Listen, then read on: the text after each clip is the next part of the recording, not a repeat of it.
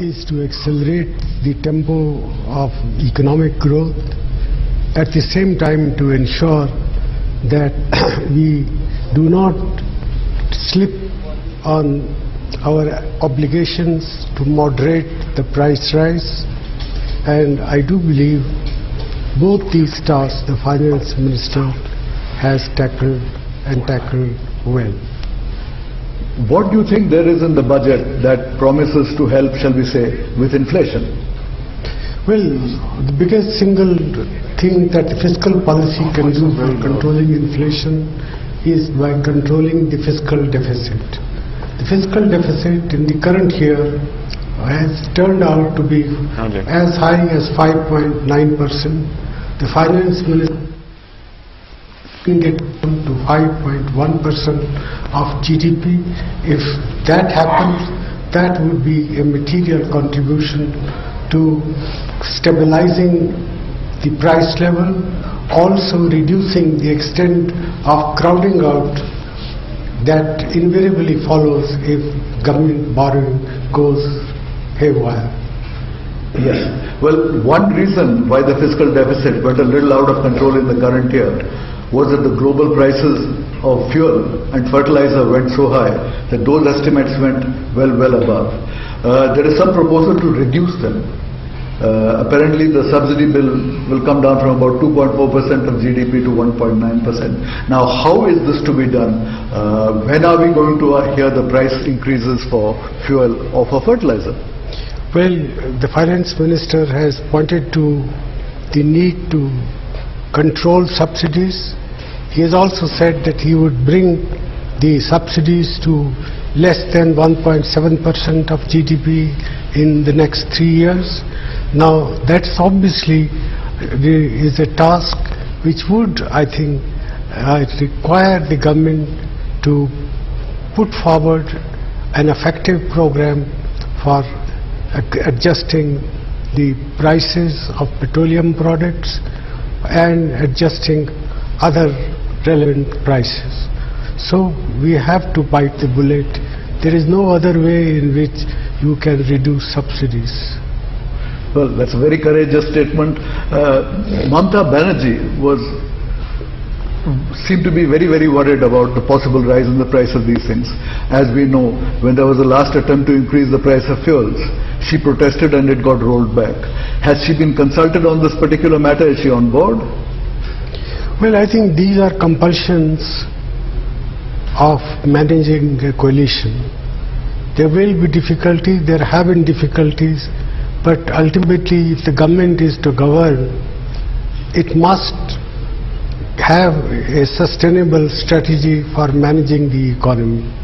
And I sincerely hope when the time comes to take relevant, important decisions which are tough, we will consult all our allies and take them on board. Right. There is a proposal that, we have to do more for ensuring that subsidies and other benefits go directly to the people. There is a proposal for extending Aadhaar. There have been some controversy about Aadhaar as to whether it should be used to fully cover.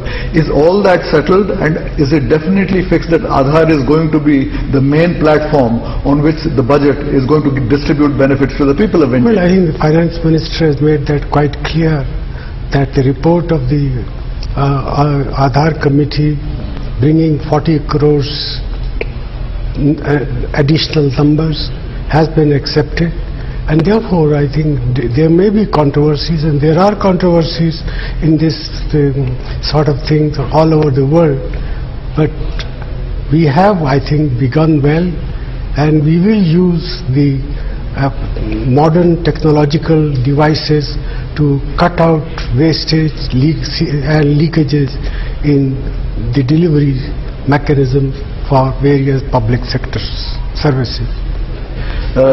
On fertilizer, there was the nutrient-based subsidy for phosphates and potassium. It was not extended to urea. As a result, there was a huge excess demand in this last Rabi season for urea instead of the other two.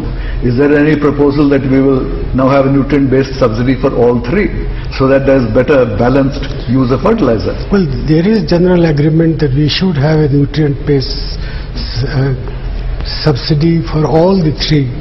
But it was deliberately felt that at a time when international prices of urea were increasing, it would, I think, be wise to go slowly in moving towards the nutrient-based subsidies and decontrolling urea as well.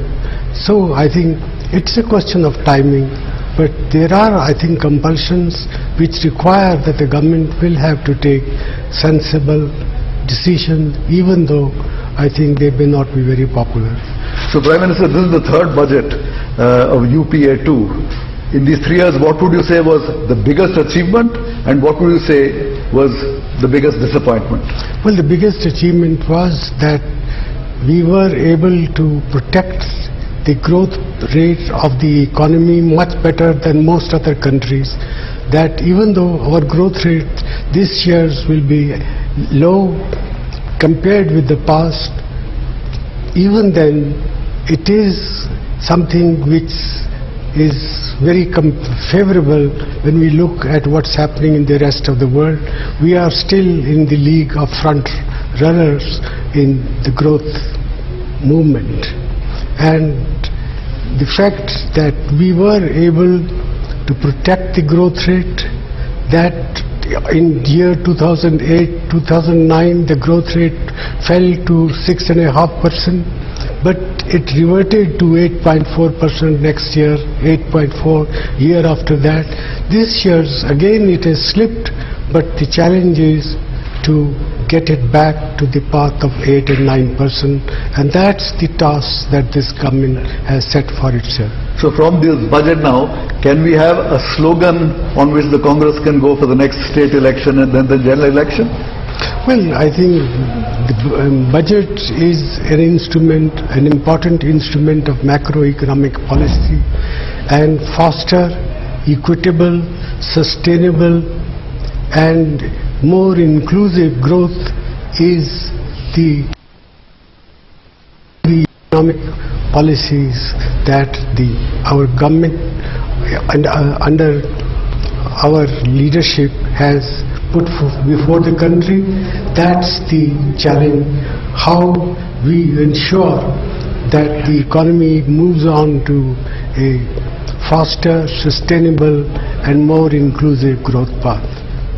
Thank you, Prime Minister.